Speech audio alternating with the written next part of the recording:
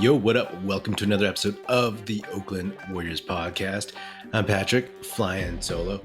So for this episode, did a little something different. I was a guest on the Subway Sports Talk podcast with Peter Kennedy. He and I are on the same basketball network known as the Basketball Podcast Network. And I was on his show to talk about the Warriors, the Knicks, the offseason, some of the younger players that we're really excited to see from the past couple of years, see how they can grow and improve, and talked about Donovan Mitchell and Chris Middleton, actually. So it was a lot of fun, and I hope you enjoy it.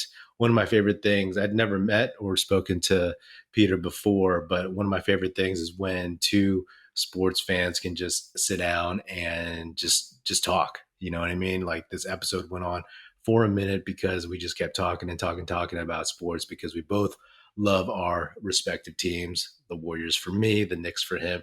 And it's interesting, right? Because I don't follow the Knicks that much, but I definitely have opinions on where they've been, what they've done over the summer, and where they're going. So definitely check that out.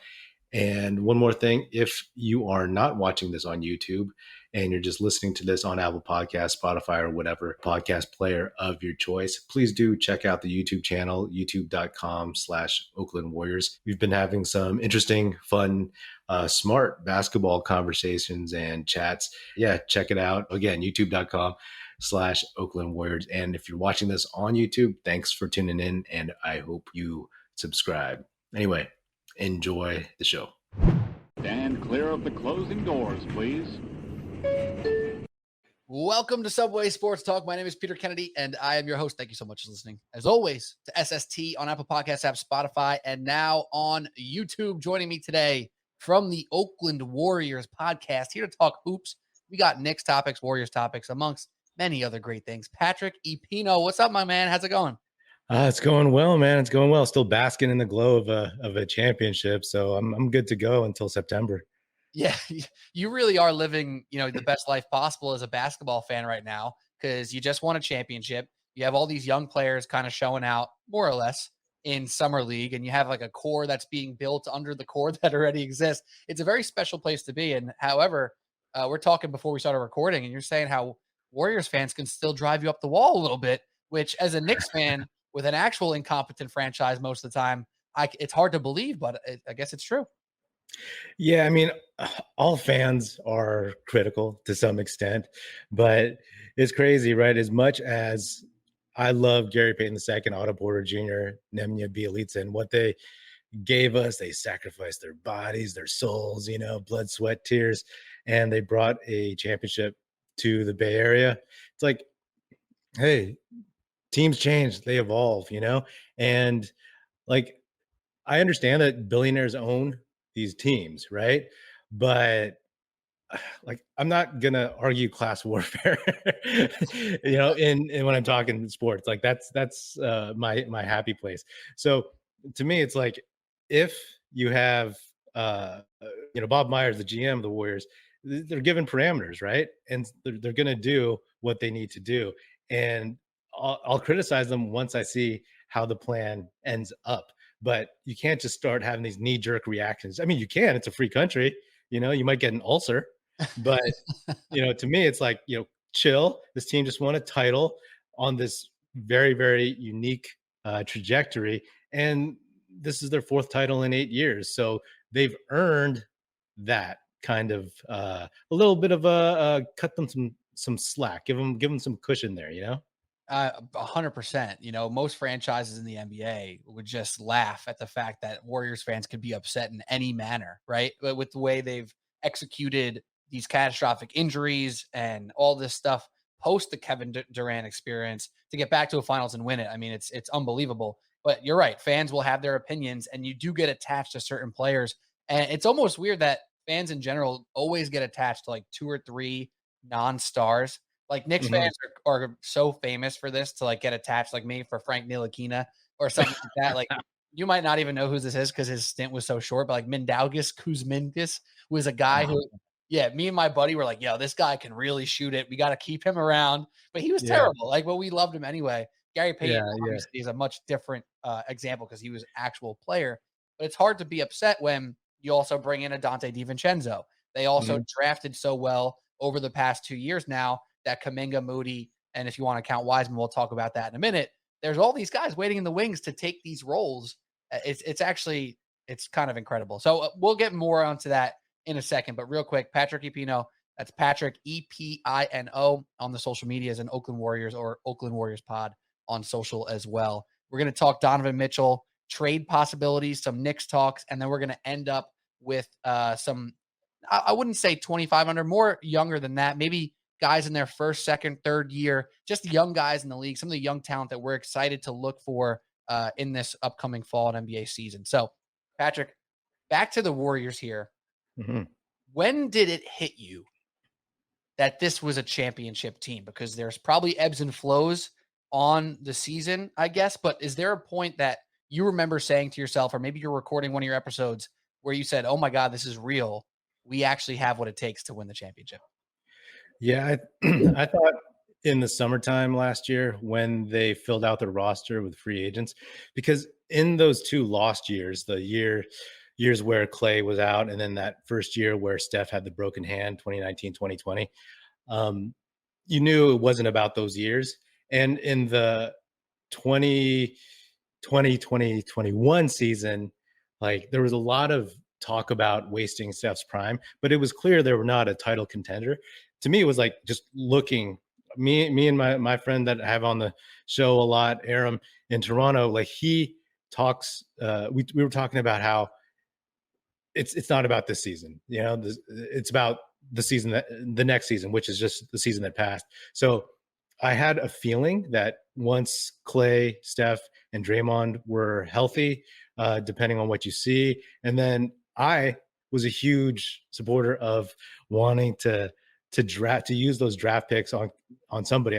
Kuminga, I can't believe he fell to us at 7, but to be honest, and I'm not saying I was predicting it, but I thought the Warriors, I think I had them top 2 or top 3 in the West before the season started. And then also it's one of those things where they started off 18-2, right? And they're like, okay, they had a pretty soft schedule, but then, the dog days after after New Year's, and, there were some injuries, whatever. But for me, it was always about 3 primary things. First thing was like being healthy for the playoffs. That was the most important thing, because we all know that health and injuries is what killed teams. That's happened like every year for like the past 5 years, it feels like. And then it was, seeding, right? But with this veteran core, I always felt like they give them a chance, and they can or give them a shot, they have a chance. And then it was getting the new guys and the younger guys acclimated for the bright lights, right? Like this is funny, because this is how I look at the Warriors seasons, not just like as the season being important, but like how they kind of gear up for the playoffs, and getting like the Jordan Pooles ready for the bright lights, getting Otto Porter Jr. ready for the finals, Nemanja Bjelica for his role, getting Jonathan Kuminga, Moses Moody to be able to just get on the court with confidence. Like Steve Kerr's really good about that. So to me, like I thought they had a good mix and a shot right from the outset. And one guy, I don't know if are you avoiding saying Andrew Wiggins on purpose here? Man. Did he hurt you? Were you out on Wiggins and now you don't want to say his name? What happened?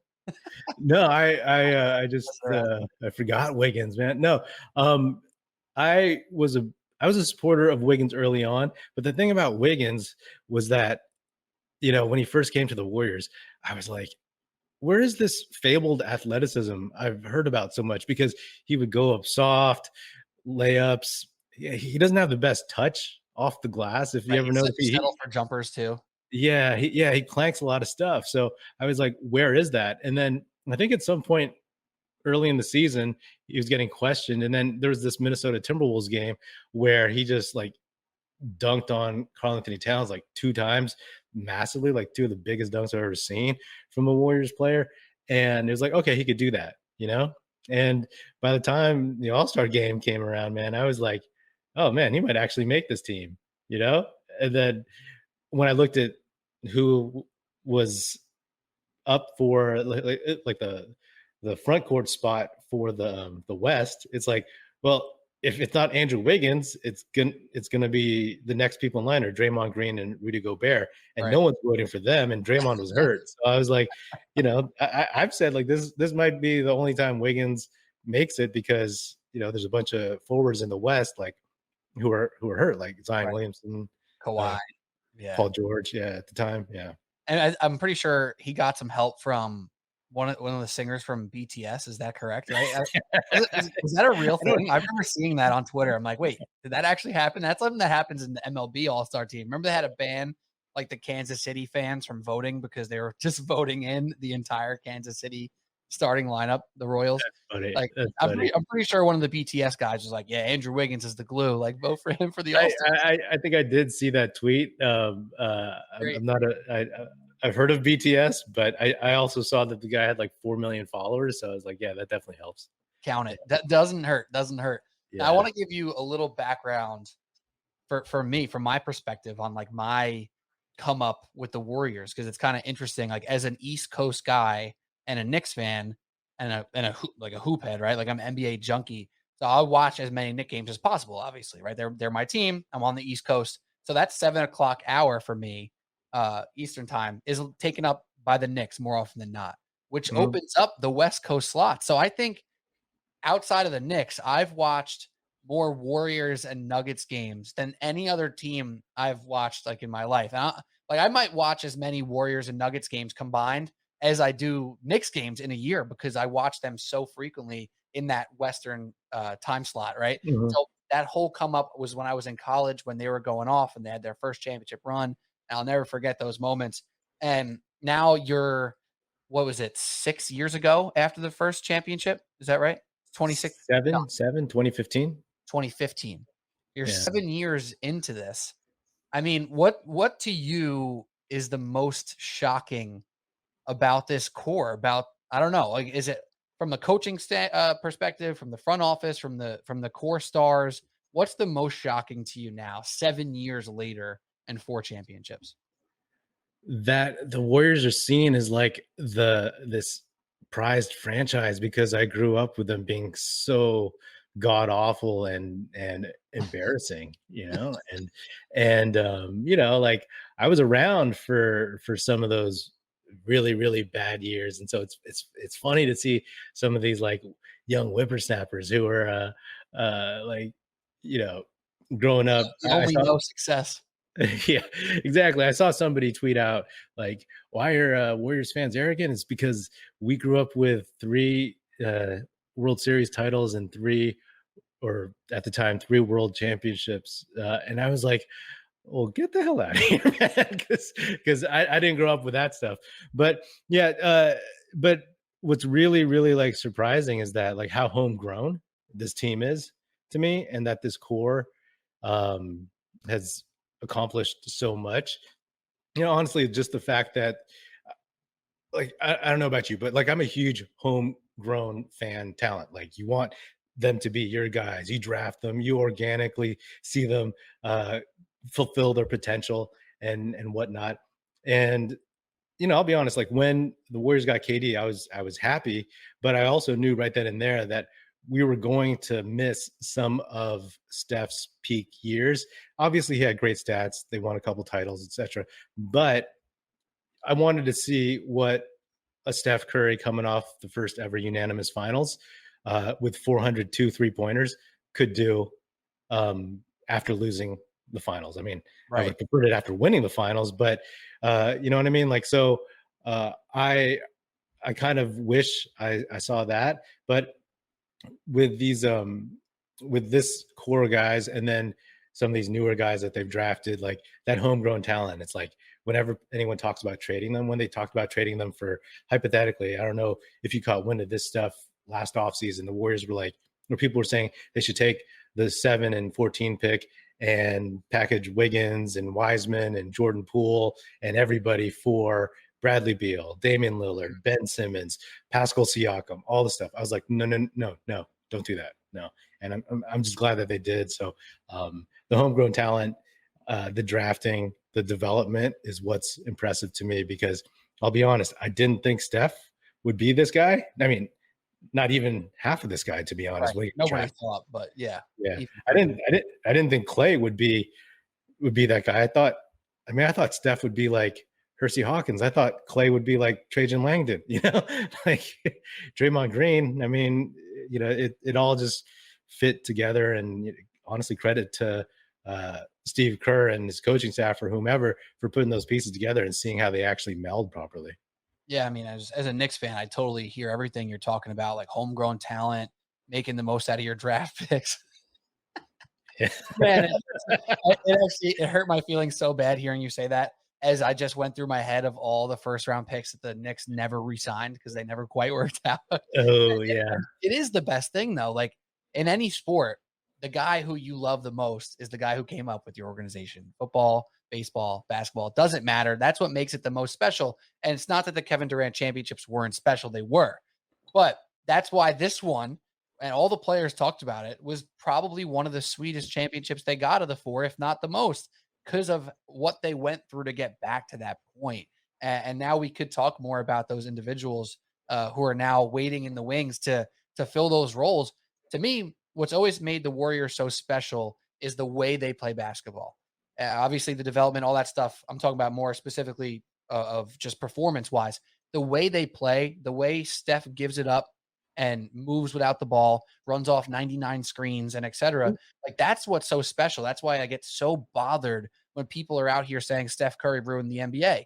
To anybody who believes that, listen, there may be some negative impacts to how Steph Curry played, but that's because the people weren't watching close enough, right? Mm-hmm. If everybody actually played like Steph Curry, I say this about Trae Young all the time. If he actually played like Steph, he'd dribble way less. He'd run around way more. He'd get better shots. He'd probably be more efficient, and he'd play a completely different style of team basketball. So to all these people who say Steph ruined this, he ruined that, they're just not watching close enough, and they're not seeing the actual beauty of the Warriors with the ball movement, with the back cuts, with everybody having a serious role to make a difference. Like Kevon Looney on the Charlotte Hornets is like the most average who cares player of all time.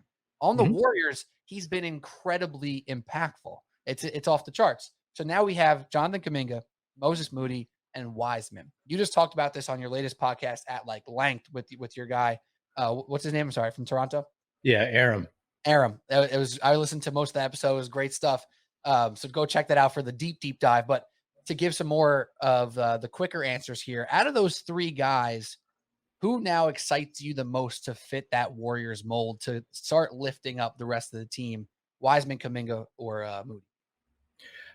Kuminga, because he's a wing, because he has so much athleticism. He's only 19. He reclassified, right? So like technically he should be a freshman in college if he went that route. Last season, his rookie season, he would have been a senior in high school. So he's super talented. Everybody talked about how raw he was last season, and yeah, he's raw, but not like, when people say raw, I think of guys in the Warriors past like Adonal Foyle, who didn't play basketball till he was like 20 years old, I think, or something, so he knows how to play basketball. And I mean, he just plays like the premium position of wing.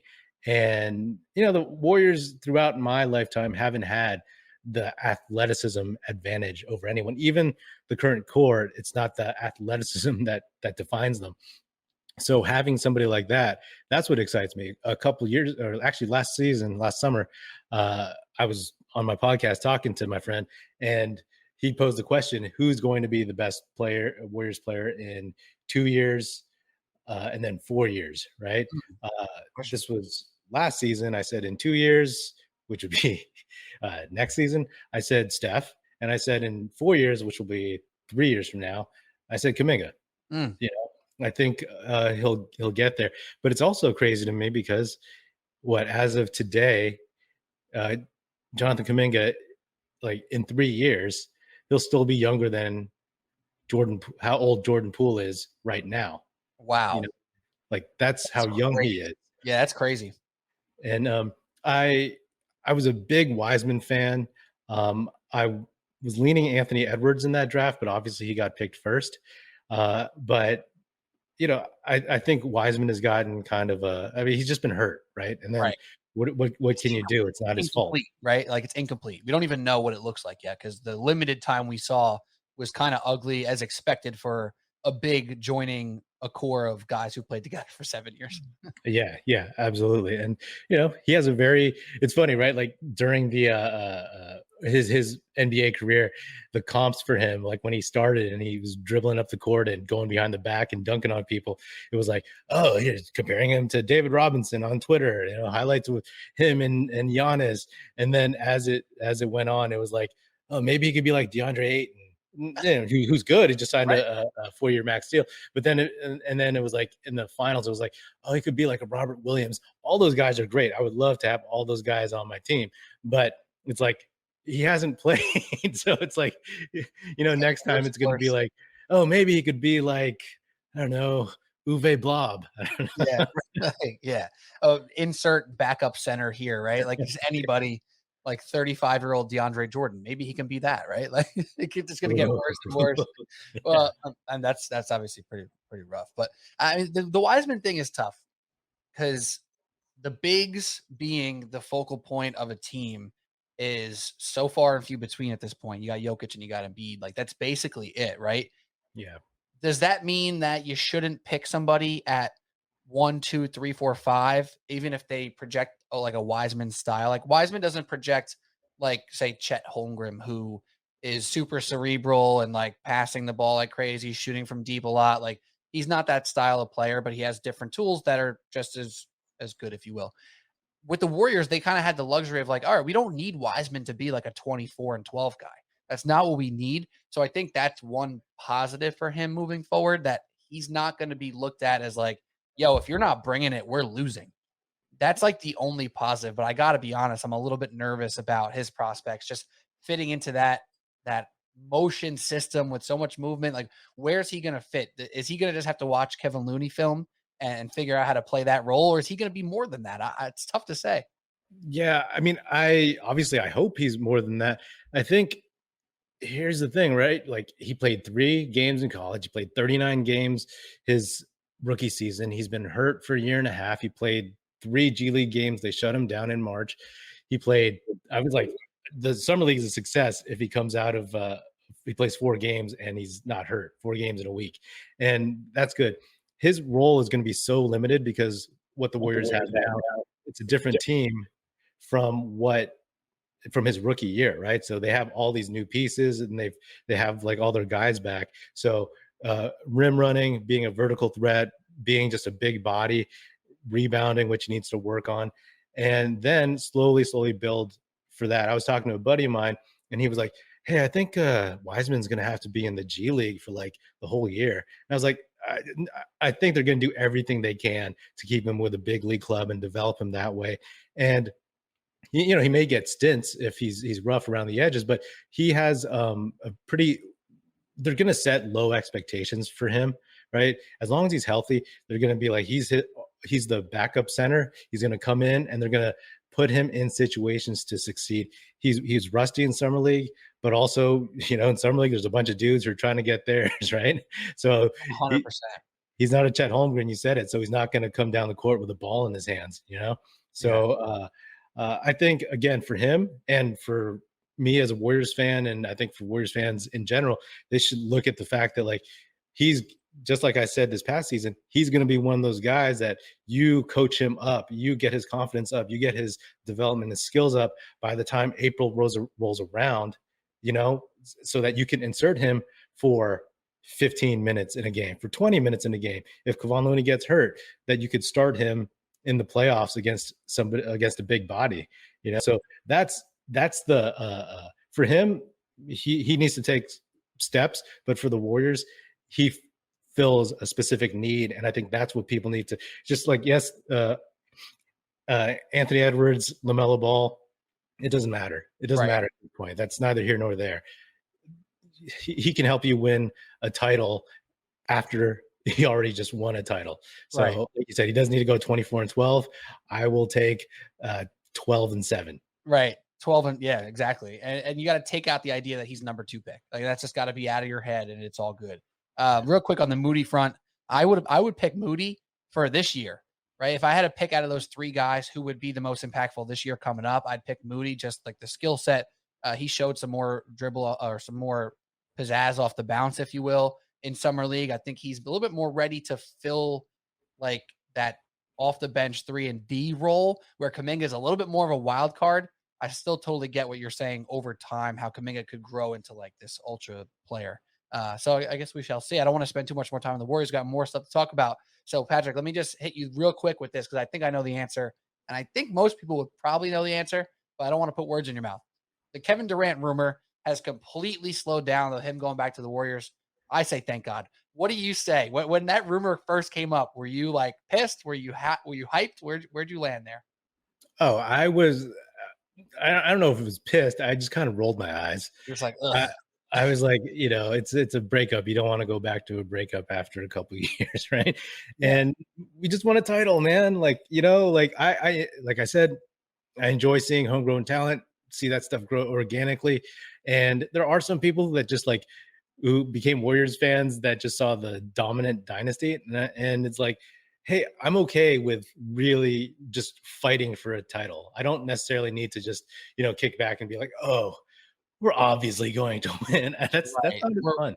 We're minus 1,400 to make the finals this year. Like, we don't need that again, right? Like, even though you go back to those years, right? Like the Rockets gave you a run for the money. Like, there were opportunities for them to get knocked down. And I always say that as much as people say they hate dynasties because they know it's going to be Warriors, Cavs, blah, blah, blah. Like, yeah, well, guess what? Those were the highest rated finals in the past 10 years because people love dynasties. Like, no matter how many people say, oh, I'm more of like a Cinderella story guy, it's just not true. Like, it's just not true when you talk about the masses. They want to see stars. They want to see the best teams in the best moments. So that's my take on that.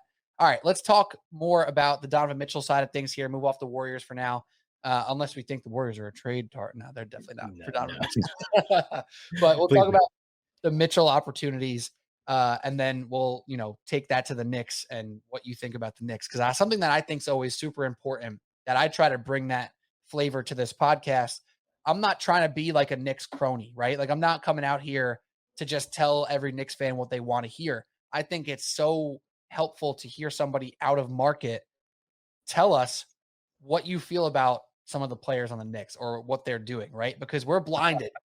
Knicks fans either want to see everything work out and they believe it's going to all work out, or they're so cynical that everything sucks and that they all suck, right? So when I hear Patrick Apino's thoughts on RJ Barrett, I find that valuable because it's like an actual unbiased. You don't care. You're not hating the Knicks. You don't love the Knicks. You're just telling us what you think about RJ Barrett. So all that said, long intro into this question here. When you think about Donovan Mitchell, first and foremost, because I don't want to make this just about the Knicks yet. Mm-hmm. When you think about him as a player, what tier do you consider him at? And you can make up whatever tier you want to call it, but do you put him in that super upper echelon where you need to give all the picks and it's worth it because he'll raise your floor and ceiling to a certain point? Or do you think he's in a lower tier where he's just an all-star? Like when you hear Donovan Mitchell, where does your brain go as far as impact on a team and culture, et cetera? Yeah, I think he's going to make a few all-star teams, and I would not give up everything for him. I know certain teams kind of have to in a way because it's like you got to make that move, and he's the guy that's available right now. But I just don't see him as that guy, right? Like there's always a bunch of people who are like, oh, this is a max player. You got to max him out. But we all know there's just like such a select group of guys that really, really can take you deep into the playoffs, just put the team on their backs. And I just don't think he's it, right? He's a defensive liability, and he hasn't proven to be able to take over the moments for the Jazz. And, I know that he's good. He's very good, and he'll make some all-star teams, but I just don't see him as somebody. I see him as, at the second best player on a deep playoff team, and that's assuming that the first player is like, a Luka Doncic level type guy or something, So, Yeah. And yeah, I mean the height and the defense kind of limit a lot of what I think he can do, especially in the playoffs. He just can get targeted. Right. Now, here's a question. This came up to mind as you were going through that there. Vastly different players and sizes, etc., but role-wise, not that different. Who would you take, Donovan Mitchell or Chris Middleton? 'Cause I Oh, think off the rip, oh, if you think oh, about that for a second, I think off the rip, people would wanna say Donovan Mitchell because he's, like, cooler, he's a little bit higher profile, a little bit more flashy of a scorer, but what do we think? I feel like I don't know. I don't wanna oh. give the answer. I want you to answer, yourself. I'll go after you. I mean, that's a good question, but like the context is like, what role do they have to play on their team? Are we saying like swapping them and putting Chris Middleton as the number one guy on Utah? I g Uh, I guess both. I guess both. yeah, I don't know. Like, say Mitchell was number 2 in Milwaukee and Middleton's been number 1 in Utah. Like, play through both yeah. scenarios. I don't know. It's kinda tough. Oh man, it's tough because also like we know that Mitchell as the one in Utah didn't work out very well, Right. but I don't know. It's also because we've never seen Chris Middleton as the guy, right? So I No. don't know, like as a one, could he get his shots off, right? Like, uh, I might actually lean Donovan Mitchell in that one because if you put him again, he's much shorter, and Middleton's what 6'8". Yeah, he's huge. If you like, he can guard a lot more, right? He's not the fastest guy, but he's just very very solid. But then if you put this Donovan Mitchell guy like next to Giannis, I mean, I'll take that. I would love to see that just for fun, you know? Right. I think what we're coming to is it's definitely not as far off as anyone would believe, right? Any extreme answer here, "Oh, Middleton blows him away," or "Mitchell blows him away," is probably incorrect.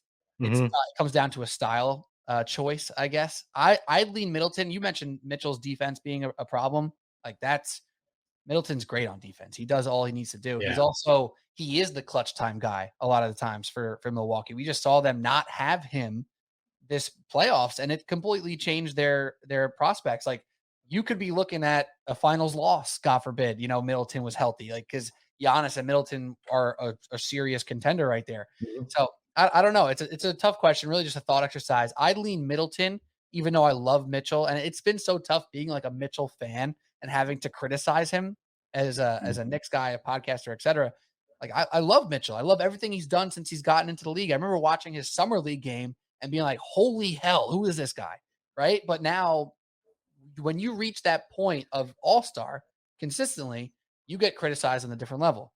When Mhm. Shaq and Chuck gave crap to Donovan Mitchell because Yeah. they said, "We don't know if you could be, player 1A." He got mad, rightfully so. A lot of players got mad. Jazz Twitter. We're talking about Twitter that gets crazy. Jazz Twitter is off the chain sometimes. They got all pissed off, but they're not wrong. And I think now that this trade is a possibility, we're all seeing that he's not a 1A and he probably needs to be a 1B or a 2 at best. So I don't know what happens there. So now let's segue.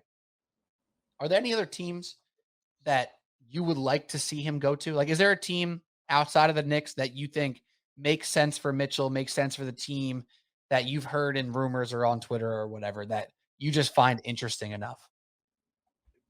Because of all the Dwayne Wade comps, I wouldn't mind seeing him in Miami. Mm, You that's know, I mean, that's the best one. That's the best one for sure.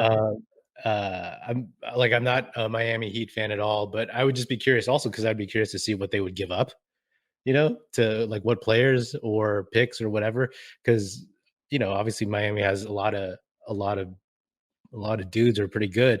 So I'd like to see if he could do a little Dwayne Wade impression down there. But in general, I mean, I don't know. I kind of want to see him if he ends up on the Knicks. I really want to see this backcourt, man. You don't understand.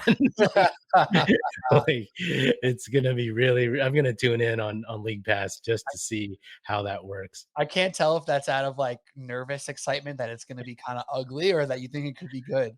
Wait, hold that thought though. Hold that thought for 1 second to wrap up the Heat thing there. A Bam Jimmy, Donovan Mitchell trio, or big three, if you will, can win the Eastern Conference.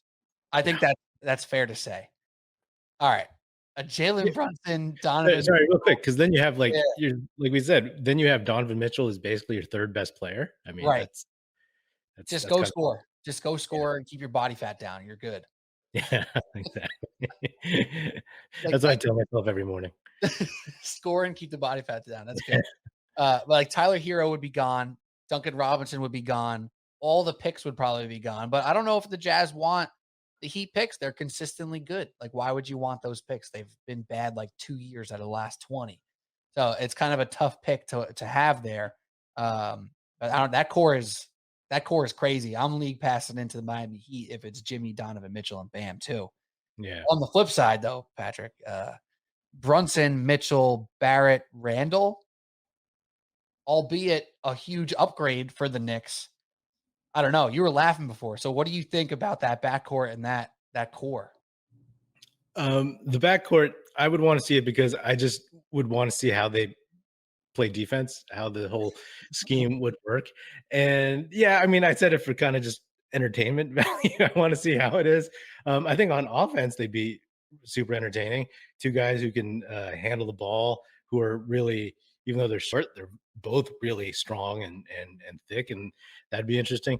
But I go back to when the Warriors drafted Steph, and they had Monte Ellis, and Monte Ellis. They're both 6'3", skinny dudes, and Monte Ellis was famous for saying like, "Can't do it, can't do it, can't do it." And we know how that story went. Yep. So to have two guys who are like 6', 6'1", it'll be interesting. I mean, it'll get me to tune in. But I think the core. I mean, man, I don't know what the ceiling is for Barrett. I was never high on him in college, and I think like if he has a good season, you should trade like Oh, like crazy.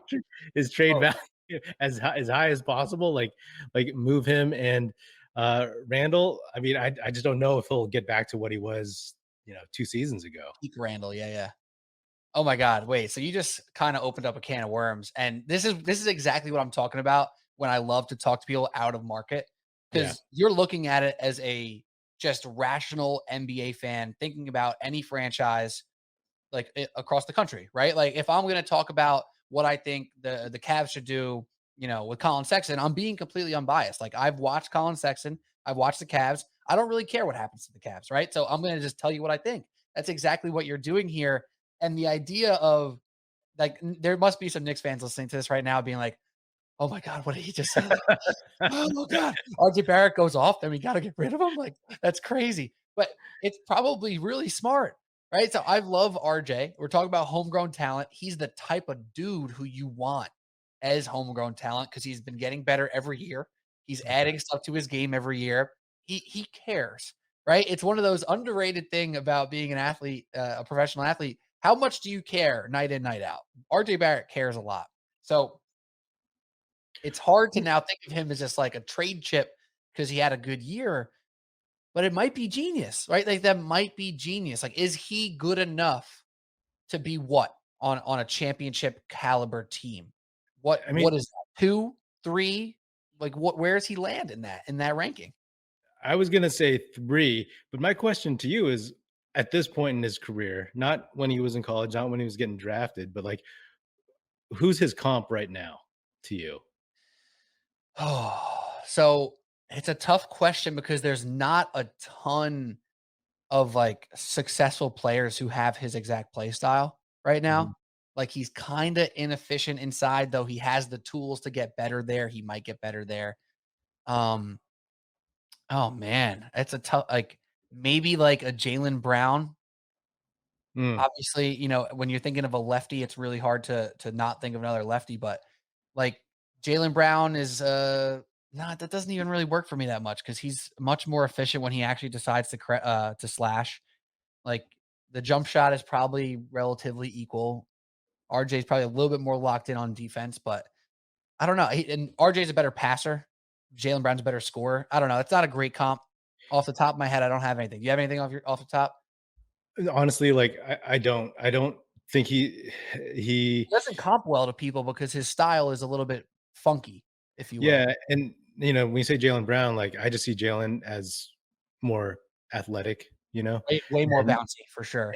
and if you ask me, where RJ Barrett would rank on a playoff team or a deep playoff team, title contender team, I guess I guess th- third best player on a team like that, maybe. Like, and hey, if you get Donovan Mitchell, then you have your third and your second. You just need your first best player, right? And you're in business. But Yeah. I get it. Like you guys drafted RJ Barrett, and maybe for a while everybody was talking like, oh, maybe it could lure Zion Williamson, his old teammate, back, to New York. Not the craziest thing ever, but, are you familiar with the Knicks' history with first round draft picks, though? Yeah, yeah. So they haven't re-signed one since, like, '98 or something like that. I did not know that. I did not know that. That is It's, crazy. is it Chris Child? I'll look it up while we're talking here. I think it was Childs. Not even one? Not even like a rookie extension? Oh, no, like, remember Landry Fields? Yeah. He had a nice little 2-year run, his rookie year and his sophomore year. He was, like, a decent starter. He was a nice bench piece, whatever. Like, traded to Toronto, out of the league. Like, Yeah. just like that. Like, that's the classic Knicks pick. Like, we overvalued him. Like, "Oh, this guy's got something," and he had nothing. Like, he was literally out of the league 2 years after he was gone. Like, Frank Ntilikina out, traded. Kevin Knox traded. I mean, I could go through the whole entire list, but What year into the league did Porzingis get traded? 3, 'cause it was year 1, he played through. Year 2, he was playing very well, made the All-Star team, tore his ACL. Following Mhm. year, traded. Yeah. So yeah, year 3, and we also haven't had a ton of picks because of the Nuggets trade, and like Right. we didn't even make some of the picks. We just missed, we're 1 pick behind Steph Curry, and we picked Jordan Hill. Like Yeah, he didn't make it 5 years on the Knicks. Like it just that's it. That's it. That's the Knicks history right there. So Knicks fans are a little extra sensitive with RJ Barrett. Like, this is a guy who's the legitimate NBA player. Like nobody, if you love him or hate him, everybody is agreeing this dude is a starter in the NBA, right? Like more or sure. less. Maybe some people could push back and be like, maybe he's not even a starter. He's just a really good bench guy, whatever. He's an NBA player. He's gone up in points. He's gone up in efficiency. His shots extending, his whatever. Everything he's doing is all we can ask for.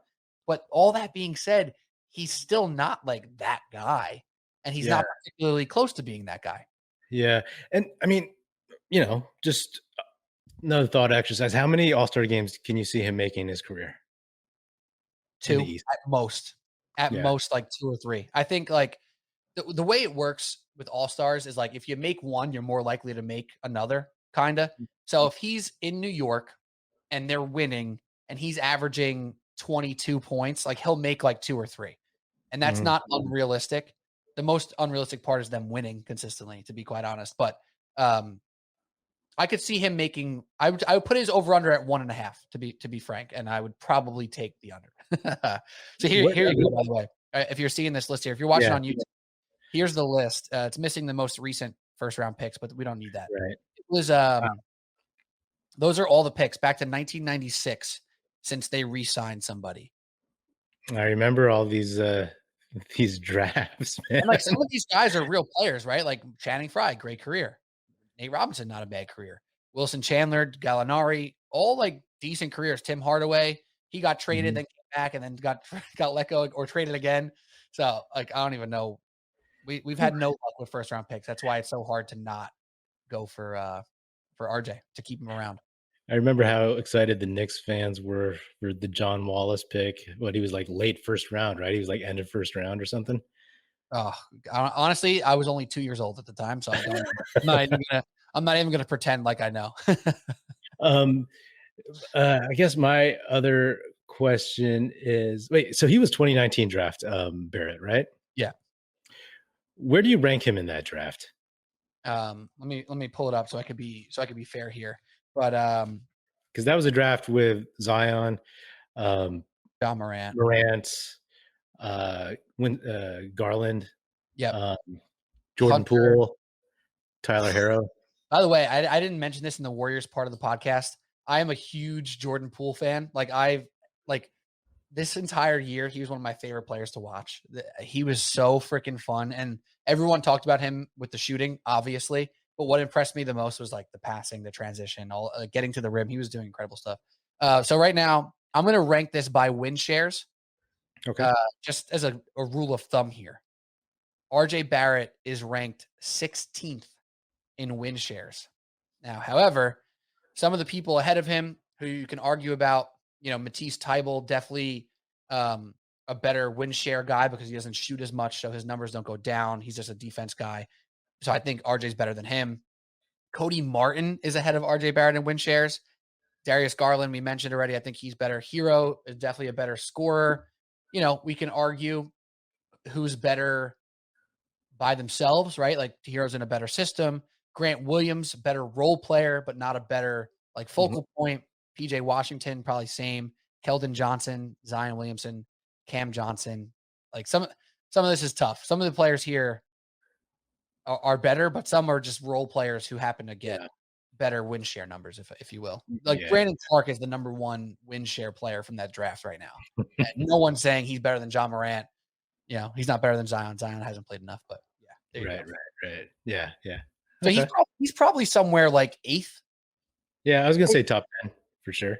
Yeah, so he's probably 8th. The top 10 was, to go quickly, Zion, Ja, RJ, Hunter, Garland, Culver, who's been a wreck, Kobe White, Jackson Hayes, Hachimura, Cam Reddish. That's a top 10. Out of the top 10, like, listen, you go back to it and you say RJ's a good pick. That's what I think personally. Do you agree with that? Like, none of those, other than Garland, I would say, I wouldn't pick anyone over him out of that top 10. Yeah, out of the top 10 you mentioned, I mean, it went after as well. Yeah, it wasn't the deepest draft, you know what I mean? So like, right. It was a smart pick, and I could be wrong. He could be like one of those guys that develops. I mean, he could be. I know he's a different player from Chris Middleton, but like again, the Knicks need that number one guy, so that RJ Barrett and all the things that he does well, he doesn't have to be so primary, and he can just be a little bit more supporting. Right. I mean, and just look at the raw numbers. So he went from 14 points on 40% and 32% to 70 points, 70, sheesh, 17 points on 44 and 40, like huge upgrade. And then last year, 20 points on more shots, 40%, 34%. So like probably going to end up in that 35, 36 range, which is solid on 3-point percentage. And like he was a 20-point per game guy last year, like it's not unfeasible to see him as a 20-point per game guy now moving forward. How many shots he'll get with Brunson and God forbid Mitchell's there, that'll fluctuate. But, he's a dude who you expect 18 to 22 from. Yeah. Again, I think that's perfectly fine for a third best player on like a title contending team, to be an honest. Actual good team. Yeah. You said God forbid Donovan Mitchell. Does that mean you don't want Donovan Mitchell? So I'm torn. I want Donovan Mitchell. I said in my podcast last week that if RJ's in the trade, I don't want to do it. Now, I want to ask you about that in a second. My take was, if you're getting Mitchell in town, you need wings, right? You just mentioned it. 2 6'1" guards, no real wings at that point. Like Grimes is probably going to go in the trade as well. And Grimes is a guy Knicks fans really like right now. Like, if you get rid of Barrett in that trade, you're taking 2 steps forward, 1 step back, right? You're going to be a little bit better, but you don't have a wing defender. You don't have a secondary creator. You don't have a guy like RJ, who is the culture guy you kind of want. So in order to become an actual playoff contender, I ain't even talking championship contender. Yeah, we're not that close.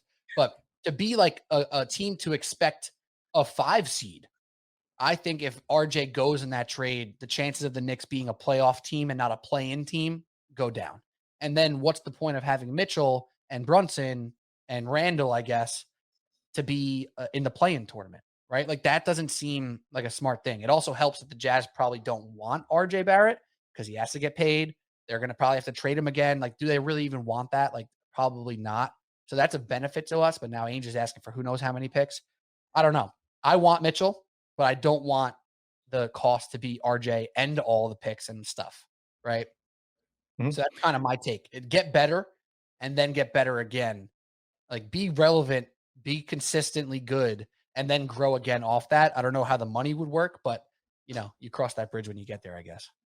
Yeah, I agree with that. I would not trade for Mitchell if it meant giving up Barrett. Not saying that Barrett is better than Mitchell, but Right. Exactly. it's about fits, it's about context, it's about, like you said, like all of a sudden you have the shortest backcourt in the history of the world, uh, and the highest paid. But uh, and then you have no wing, so you're kind of just running in place at that point, and you're getting somebody who's, you know, even though Mitchell's better, like he's closer to his ceiling, it sounds like, than Barrett. Barrett has a lot more growth, and I agree with you. I can't see the Jazz wanting him because he's not that number one guy type, and also he's right at that age where he's going to start getting expensive, and is kind of a maybe a tough guy to move, like for what what if they have him, if they're trying to get like fair value or something like that, because of this perception that people aren't sure exactly like how good he is or how good he can Right. be. Right. Like somebody will pay him 25 million a year, I think. Right. Like he's not a max guy. I don't think he's like a 35 million a year. And if the cap goes up by the time he's due for his next contract, he's definitely not like a 35 plus million guy. But he is a 20 million guy. Like he's a 25 million guy. We've seen other dudes Yeah. as good or not as good get that much money. And that's where it gets like really tricky because now Randall's expensive, Mitchell's expensive, Brunson's pretty expensive. Like now the flexibility is kind of gone. And that's what scares me with the trade. But I think I go with the theory of get better, get all-stars, and then just figure it out as you go forward. Yeah, and it's like when you listed those potential Knicks players, it's like how many of those guys are top 5, top 10 at their spot, right? Like, yeah. So, for listeners, he said 0. Well, that was before you said at their spot, right? Mitchell's top 10 in his position. He's not Sure. top Yeah, 10. yeah, yeah. Not top 10, top 10. Right, right. So, it's like it's that kind of thing, and you don't want to just have a bunch of like guys who are solid and all kind of like at the same level for the most part, in their at their positions. Like you need somebody like that can pop, right? Like, I mean, look at all the playoff teams and just run down and name their best player, and it's like, oh yeah, that guy is like top whatever at his position.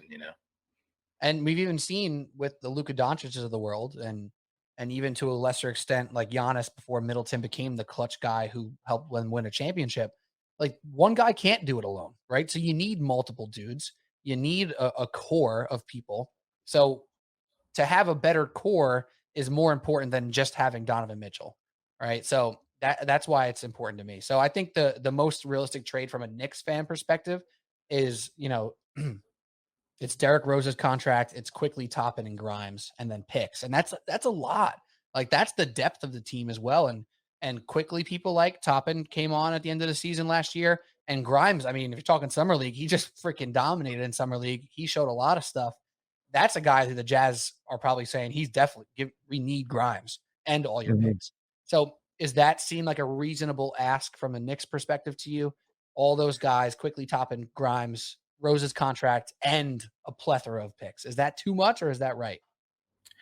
uh I think, man, maybe I'm just not as high on Mitchell, but like, I think it's too much. But I also think that the Knicks, they need to do something. Right. Like I just Right. want You have to pay.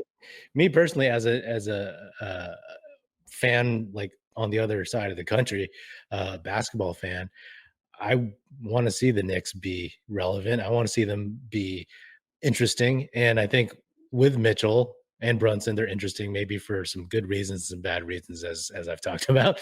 But then, just seeing how far they could develop and take it. And I I would love to see Donovan Mitchell in a big market. I mean, like the biggest market at this point. On his So home market too. Like he's from the tri-state. Exactly. So, you know, let there was like that minor chatter last off season about maybe Dame somehow getting to the Knicks. Was that something people were talking about? Or It yeah, was excited about for sure, but never that. yeah, a lot of bad aggregated bloggers, right? But like that I would have loved because I love Dame, and I think he deserves the spotlight. Uh, I don't love Mitchell as much, but like uh, you want to see stars in big places, to be honest. At least Yeah. I do. At least change of pace. And frankly, with the Dame Lillard thing, you could argue the Knicks dodged a bullet, right? Like big injury last year, huge extension now on top of his contract. Like if the Knicks go ahead and do that, what's their ceiling? Are they just Portland Trailblazers East? That was my take on that. Like you trade the house for Damian Lillard, great, you Yeah, have Damian Lillard. What else you got? You got nothing.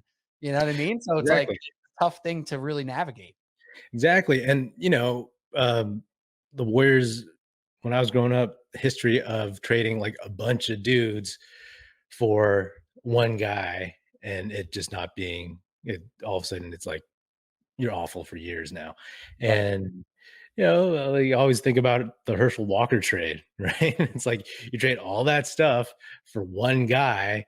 And where's that really going to get you? I mean, people are a little bit wiser now, I think, uh, uh, but that being said, I want to see the Knicks get Donovan Mitchell because as an NBA fan, I like to see stuff happen. You know, Yeah. Like, We I like we want like to see action. it. Yeah, I want to see like, oh, I don't want everybody just to stay where it is. Like, I don't really love all the the the pointless drama, like the social media like trash talking and all that, or like the weird Ben Simmons stuff. But I do like seeing players move, right? And as fans, like that's what we love seeing. Like, oh, the what ifs, the hypotheticals, the potential, whether it's your team or not, or it's somebody else's team. You just want to see like, oh, I want to see what that looks like with uh with those dudes in New York. It could be awesome, and like it's better than not doing anything, especially for a team that from my perspective, from the outside looking in, it seems like it's been just kind of wandering through the desert for a while with no direction except like we're the Knicks, we're in New York, we're gonna be great, and it doesn't happen, and also one thing, it's like I do sometimes look at Knicks players the same way I used to look at like John Starks, like just overly hyped because of where he plays, and obviously that happens in big cities, happens to the Lakers too, where it's like, oh, Taylor Horton Tucker. Yeah, Kyle Kuzma. Kuzma was like all talked about. Now he's actually a decent player in Washington. No one cares. Yeah, yeah. So, so I want to see like Mitchell. Like, can he be that? Can he be that dude? Like, give him a chance. Why not? Ain't no skin off my back. The John Starks thing is perfect because the Jalen Brunson stuff is making me think of John Starks, right? Like undersized guard who's going to put up some numbers. He's going to be a dude sometimes, but he's not that dude all the time, right? And it's a tough thing and something that the big markets definitely have to deal with when you have all this pressure from fan base to win, make something happen now, and then that move happens and it hinders your future, right? Like the Carmelo Anthony trade, and we're going to move off this in a second now. The Carmelo Anthony trade, if that happened in 2016 or 2018 instead of 2012 when it did, completely different trade, right? Like it's not going to be Gallinari, Raymond Felton, and Wilson Chandler and all these winning pieces. It's going to be just one of them to make the contract work and then a crap load of picks because the Nuggets would have said, what are we doing with Gallinari and Chandler and whatever? Like we're going to be a 6 seed, which they were, and they were competitive for like 2 or 3 years. But it meant nothing for them long term, right? Like the picks were nice and whatever, but they didn't really turn it around till they got Jokic in the second round, which was completely random.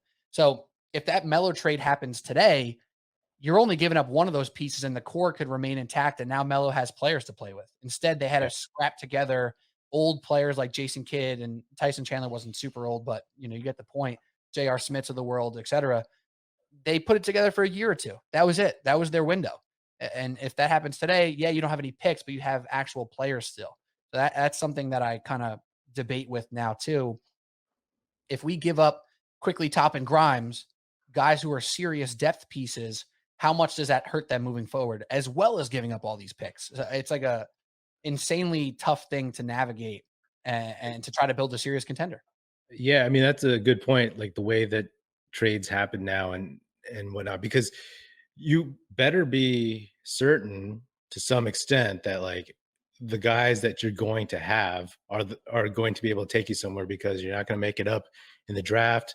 You're not gonna be able you lose a lot of your depth, and, you know, I don't know what the cap situation is in New York, but you're gonna rely on, like, okay, these guys I think we can win with, you know? Right. Hopefully that works out. You're putting a Yeah. lot on the line there, and if you give up picks deep into the future, man, that desert wandering is going to last a little bit longer. Yeah. And like, is Mitchell even the talent that Melo was? He's not. He's not, right? Like Carmelo Anthony was like a walking playoff berth by himself for those first like 3 or 4 years in New York. And God forbid he had an actual team around him. They would have been a serious contender more outside of just 1 year where they lost to Indiana in the second round.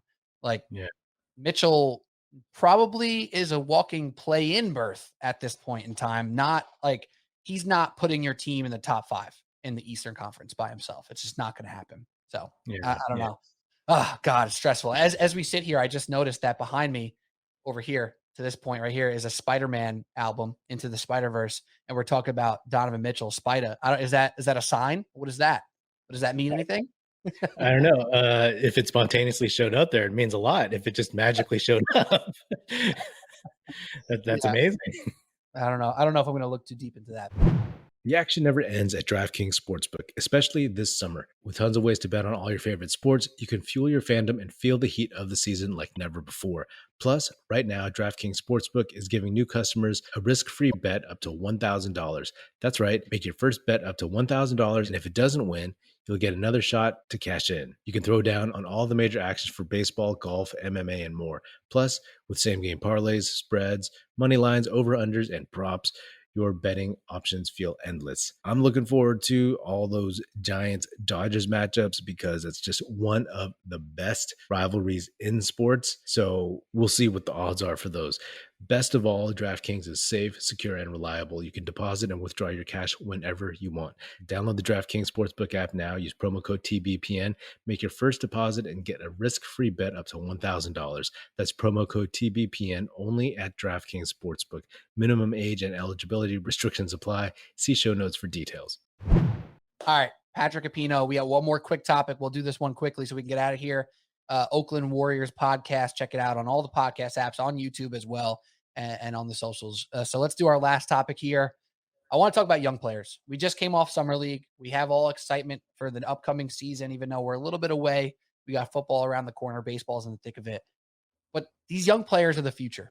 And I've been hearing the topics of the talent in the league now is deeper than it ever was. And it's a take that I subscribe to. So let's talk about some of these guys. I want to keep on the table the last 3 draft classes. So the one that just happened and the 2 prior. So 2020, 2021, and 2022. The 2020 draft being Edwards, Wiseman, LaMelo Ball, that draft. And then last year being Cade, Jalen Green, Mobley, et cetera. We know the draft that just happened. So whether it be from Summer League that just happened for you or just anybody in general that you want to just shout out now that you're kind of keeping a peripheral eye on that you think is going to be, a game changer in this league. All right, I'm not going to talk about any Warriors players because I already did. But I will say, I mean, Chet Holmgren. So I remember being on Instagram maybe like three years ago and just scrolling through the Explorer and seeing like, well, who's this skinny dude? And I sent it to my friend and I kind of laughed. I was like, look at this white KD, and it was a joke, like, I mean, he clearly had skills, but I was like, I was, I thought I didn't know who he was. And then as the season went on, I would see him more. And then you found out that he was like this prospect and here he is. I'm curious to see how he'll play. I mean, just plain and simple, because he's such a strange specimen of any kind, right? His skill level, his super skinny frame. I worry about his legs breaking every time he goes on the court. And just, like all these quote unquote unicorns, right, that we've seen over the last every now and then over the last like 10 years or something, right? And I want to see if he can pull that off, 100%. I mean, I'd ranked him too. So my ranking actually is how it ended up. I had Paolo, Chet, Jabari, and that's how it went. And Chet in Oklahoma City just feels like it makes a whole lot of sense. The way he Mhm. moves the ball with guys like SGA and Josh Giddey, like it seems like it's going to fit. And they're a league pass team like that quickly. Boom. All of a Yeah. sudden, it's like, wow, Lou Dort, SGA, Giddey, Holmgren. I'm watching the Thunder a couple times over the first month or two of the season. I have to because they're going to be interesting. And I don't know what his peak looks like from a number standpoint, but it reminds me of Mobley in a sense where like Mobley, I don't expect him to get to 25 points ever.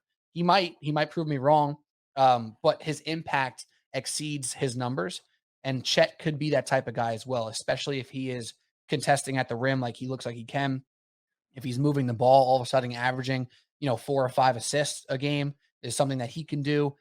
That's somebody that's going to exceed his numbers and really help winning on a night to night basis. So I'm here for the Chet Holmgren hype, but there is that ounce of Porzingis energy with the legs that you land after a dunk and it's just looking clunky. So I'm nervous, and that's why I definitely didn't have him one. I also just love how Paolo plays. Um, so yeah, I'm in on Chet, but I'm watching with a close eye to see how the physicality holds up at this level. Yeah, I mean, 82 games and just the pounding, like summer league is one thing. Come on, you know what I mean? And then getting to the pros and like honestly, from just as a Warriors guy, I was like watching him in summer league being like, "Hey, I cannot wait until he has to guard Draymond Green." And Draymond Green's just going to put so many elbows and everything into him. But I do agree with you that the Thunder are a league pass team. He's going to make Josh Giddey so much better, I think, just because, Giddey has his flaws, but like they're the same age, they can both pass.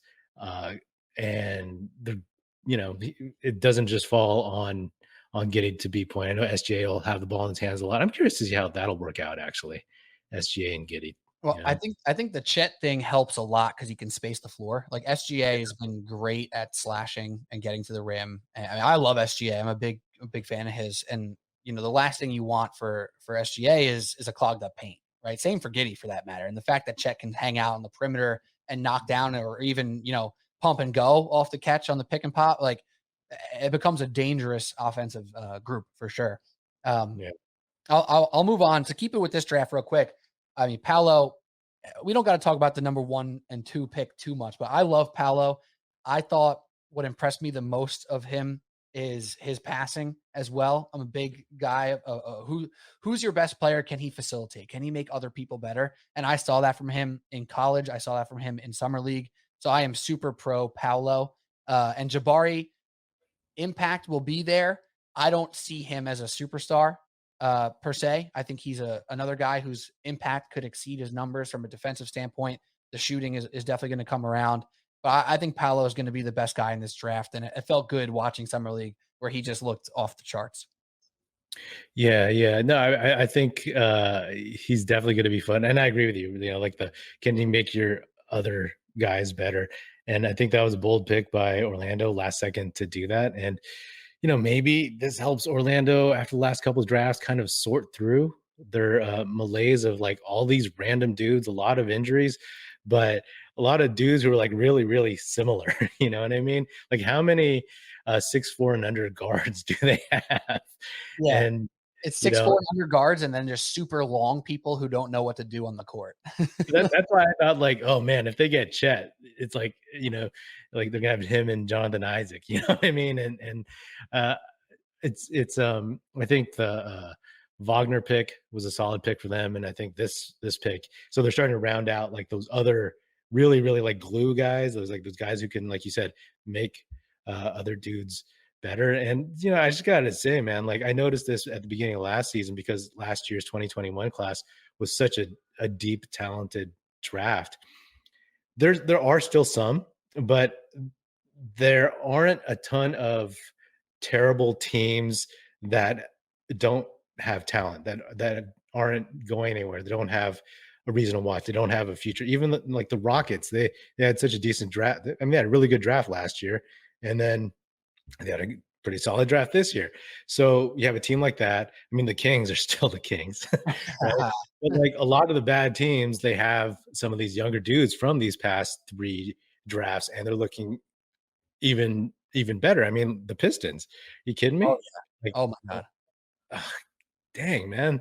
Like, and they even screwed up the Killian Hayes pick, So they've done a good job, and there's other teams like the Hornets who are still fun to watch. And I don't know, just off the top of my head, there's just a lot of these teams that might not even make the playoffs, which I would tune into just to see some of their lottery talent. Right. Like I think no man's land in the Eastern Conference right now, you can say is like the Indiana Pacers, right? Like they Yeah, don't really have a playoff aspiration perhaps this year, and they yeah, probably don't have like a number 1 pick aspiration either. But I'm right. watching Haliburton and Mathurin. Like I want to see those 2 guys go off this year. And I love Haliburton. It's still crazy the Kings got off of him. It blows my mind a little bit, but Yeah. him and Mathurin could be like a serious backcourt duo. Yeah. Yeah. Yeah. I mean, Halliburton, man, that is like the biggest gaff, I think. I mean, the Kings have a ton. I mean, like in this day and age where teams seem to be a little bit more intelligent, like the Kings still keep making these like, goofy moves. I mean, the fact that like I have a couple of friends who are Kings fans who obviously are from Sacramento, because I don't know any Kings fans who aren't from Sacramento, but it's like for once they were so happy that Halliburton landed in their laps. It was other teams' mistakes, and he landed right there. And they went ahead and you know traded their most, to me, like their best player, their most promising player, and somebody who could really actually he has those winning intangibles, right? He just has these vibes about him and Oh how yeah. he kind of affects a game. So, you know, go with De'Aaron Fox and Donovan Mitchell. I mean, there. See, I want to see them play Brunson, and sorry, yeah, Donovan Mitchell and Brunson play De'Aaron Fox and Davion Mitchell. There, Yes. how's That would that? be great. Lefty, lefty, and then the Mitchell versus the Mitchell. That's perfect. I want to see that too. Except I don't know how much Kings I want to watch. I got to watch some Kings because like there was like an inkling of interesting with Fox and Sabonis, but I ain't that excited about it. Not me. Let's go to the Pistons real quick because I am super pro Cade Cunningham. So we got Cade, Jalen Green, Mobley, Scotty Barnes as the top 4 picks from last year's draft, the 2021 draft. There's arguments about Mobley. I know Bill Simmons. I don't know if you're a Bill Simmons guy. He's like all over Mobley. He loves him. He ranked him number 8 in his trade value column, where he had Wow. Cade Cunningham and Scotty Barnes at like 15, 16. To me, I think that's crazy. And it was one of the only big gripes I had with that pod that he did with Russillo. I think Cade projects and might be already this year one of those dudes who just carries, who does all those things, who fills all the cracks. When I said about trading for Donovan Mitchell, you're not getting a top 10 guy, you're getting a top 25 guy, say for Mhm. numbers. He doesn't fill the cracks of the other needs of the team. I look at Cade Cunningham and say, there's an offense right there, just him. There's an offense there. And then he has the size and an ability to fill some of those other cracks defensively and et cetera. So I'm looking at Cade and saying, we might be looking at a top 10 player in the next 2 years. When you hear those words, is that too aggressive for you, or do you see those similar types of ceilings for Cade Cunningham? Oh yeah, I mean, I love Cade Cunningham. I mean, I don't know how many years it'll take him to be top 10, but I definitely think he has that in his abilities, in his basketball DNA. I think that what I like about him is, even though he had those ankle injuries as beginning of last season, it's like he came on and his shot started translating, his 3-point shot. And I think the Pistons have done a really, really good job of putting guys who Cade can make better, right? He can facilitate to some to them, and they can have. I mean, you need a system, whether it's as complex as the Warrior system, or if it's just like, okay, this is how it works. There's teams where they just draft a bunch of dudes and they just don't fit. Sometimes I look at the Rockets and I like their drafting, but it seems like, okay, they just have a bunch of dudes. What is it going to look like, right? And I almost wish they drafted like Jaden Ivey just to see like what they would do with like that backcourt, you know. But I think that Cade Cunningham, I mean, that guy, that guy's ceiling is, I mean, it's as high as they said it would be in that 2021 draft, right? Like everybody's projecting him so high, and he can still get there. I mean, I think a lot of those guys can get there. Getting to the, I just want to talk about the Mobley thing. I don't know if 8 is. I mean, you know, that might seem a bit high, but you know, I really, I just want to see how Mobley is in his second year, like what he's able to improve on. Because you said earlier you don't think he'll be a 25-point guy. I think he could be, but it's just a question of uh, like, will this team bring it out of him, or Right. ask him to be that? You know, Yeah, like, does he actually extend his range to shooting 5 or 6 threes a game, right? Rather than shooting 2 efficiently. Like, can he shoot 6 relatively efficiently? That'll boost him from 17 to 23, 24, 25. So, yeah, I'm probably a little dismissive on the points stuff for Mobley there, but you're right. Like, he showed an incredible amount of talent as a rookie on a team that won a lot of games, especially, before they had some injuries and whatnot, over in Cleveland. So maybe you're right. And that trade value column, the context is like it's contracts, it's age, it's not just talent, right? No one's saying Mobley's the eighth best player in the league right now. It's just based off a lot of other stuff. So I could be wrong there, and part of me is projecting my love of Cade that I don't want people to think Mobley's better, but it's definitely possible. Another guy I want to bring up from that same draft, who I think is a young guy who can make a boost this year and be from a nice role player to like a serious piece of a winner. It's Ziaire Williams, and he was a bit of well, he's not the thorn in your side, but the Grizzlies were trying to be the thorn of the Warriors side there. I look at Zaire as this wing whose shot looks wonderful. He's athletic. He definitely benefited from the spacing of NBA basketball because college basketball sometimes is just a freaking mess. Like there's no spacing. All these bigs and these crappy guards are trying to take over, and the wings don't get to fly. Right. So Ziaire Williams is a dude I look at like, wow, he had a nice rookie season. I think we can see him go up a level again this year and beyond to become like, okay, this is not just a nice player. This is a serious starter on any good NBA team. Ziaire Williams is the guy I wanted the Warriors to draft at number 14 last draft in Mm. 2021. When I recall the It was experience. great for you guys, by the way. Yeah, yeah, No and pressure, just come in.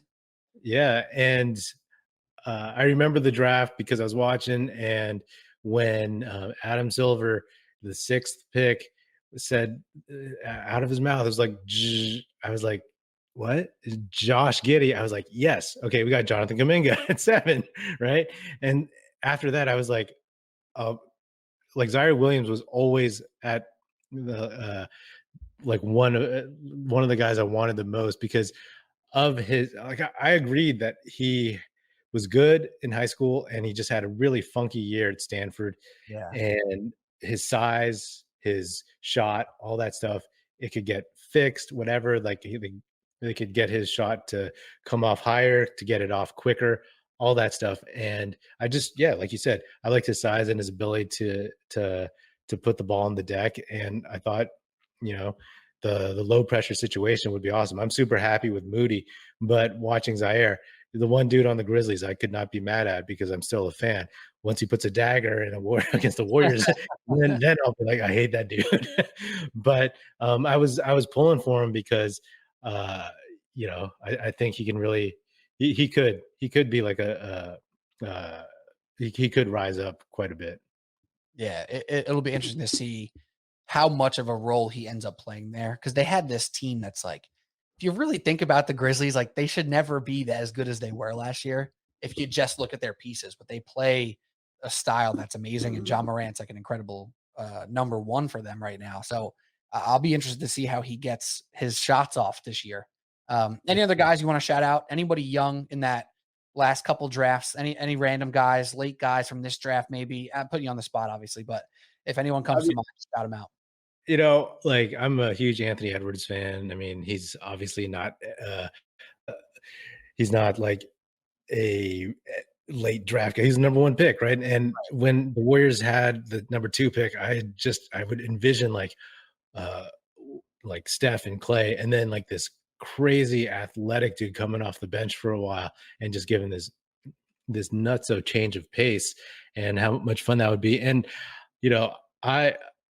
I love watching that dude play. I think he's going to be so good. I mean, and that's kind of an obvious take at this point. And like I empathize with Minnesota Timberwolves fans because they've had such bad ownership and front office stuff for so long. But it's good to see him really kind of thrive. But it's funny though too, because I always go back to the Wiggins D'Lo trade, and it's always funny to revisit that thing because at the time it was just such a question of both teams fans are arguing who won the trade. But I mean, now it's pretty obvious we got Wiggins and Kuminga. But the Wolves, they didn't get Edwards out of that, but they're happy with who they have and all that kind of jazz. So, but I also empathize with the Wolves because so many moves and non-moves and that they did and didn't make helped build the Warriors. Oh my God. Yeah, dude. Johnny Flynn, Ricky Rubio. Golly. Yeah. And then there was the trade that might have happened, sending some combination of like Clay, Harrison Barnes, Draymond Green, David Lee for Kevin Love. Right. And then, giving us Wiggins, and then the pick that became Jonathan Kuminga, who I think will be the best player in that trade. But that's me. Yeah. Oh, it's great. It's a great, weird combo of franchises going in opposite directions next to each other. It was very, very strange. I mean, not to relitigate the entire thing, but the Ricky Rubio pick 100% makes sense. Like that dude's hype was not like, it wasn't fake. It was totally real. He was a dude. Oh, yeah. The Johnny Flynn pick, on the other hand, not as good. Not as good. One last question for you. Guy who was picked in pick number 21 of the 2020 draft, point guard, Tyrese Maxey. We're talking about being top 10 at your position or even better than that. Where is Tyrese Maxey's ceiling to you as a point guard? Like, where can he get to be the 2 or 1B, whatever you want to call him, to Joel Embiid? What's his ceiling? Because I think he showed some incredible stuff last year, and there's no reason to think he's stopping. So what's your take on Tyrese Maxey being this first round pick who can be like an all-star caliber player possibly? I mean, I think if all things go well, I think in his prime he can get to top 10 as a point guard. That's after some of these older guys dip off a little bit and whatnot. So, I think that, I remember again, like watching before the 2020 draft, there was like that weird workout on TV with like the clutch guys, and it was Anthony Edwards and I think Maxey like dribbled around and shot buckets first, and I was like, oh, that guy, even though they're not really trying that hard, it's like he looks like he can play. He looked like he had a decent shot and he had some athleticism and stuff. But I think he could definitely get top 10. And is that going to be in the span where Embiid is still in his prime? Sure, it could happen. Yeah, to this point, he's off win shares again, which is not the best gauge, but it's a decent gauge. Number three in that class right now. It's Haliburton, Desmond Bane, Tyrese Maxey as the number 1, 2, 3 win shares guys from that draft. Now, no one's saying those guys are better than Anthony Edwards. It's just production and efficiency matters a lot in this stat. So that's just a little take there. So yeah, those are interesting to me because I think he has a chance to keep that window open for Philly. Whereas the Harden stuff is so clunky right now. We don't know what he's going to do. He took a pay cut. Their ceiling goes with Tyrese Maxey right now. I think. And what you get from Harden is like icing, especially when it comes to playoff time, because we know his history. So, yeah, that's it. Patrick Epino, at Patrick Epino. Check him out. Check out the Oakland Warriors podcast. Any last words for Subway Sports Talk? Any last words for you in general or your podcast? No, man. If you guys want to ever talk Warriors, Oakland Warriors podcast, look it up. There you go. That's it. All right, Subway Sports Talk. This has been great fun. We're gonna try to get a home and home go, and I'll take a visit on that pod when you get some free time later in the summer and whatnot. So great stuff, Patrick. This was awesome, and be good, bro. Enjoy the rest of your summer. Cool. Thanks for having me. That's another episode of the Oakland Warriors podcast. Be sure to subscribe wherever you get your podcast. Feel free to hit me up on Twitter at Patrick Epino or at Oakland Warriors. Check us out at oaklandwarriors.com, and be sure to tell your fellow Warrior fan friends to tune in and listen. The Oakland Warriors podcast is produced by National Film Society and is a part of the Basketball Podcast Network. And if you are so inclined, please do leave us a 5-star rating on Apple Podcasts and or Spotify, and leave us a nice review on Apple Podcasts. That always helps and is much appreciated. Also check out our YouTube channel, youtube.com/Oakland Warriors, where you can also watch this podcast episode if you care to watch me talk straight into a camera or my computer screen, whatever. Anyway, that's it. Music in this episode provided by Paper Sun. Special thanks to Paul Amardo for production support. See you next time.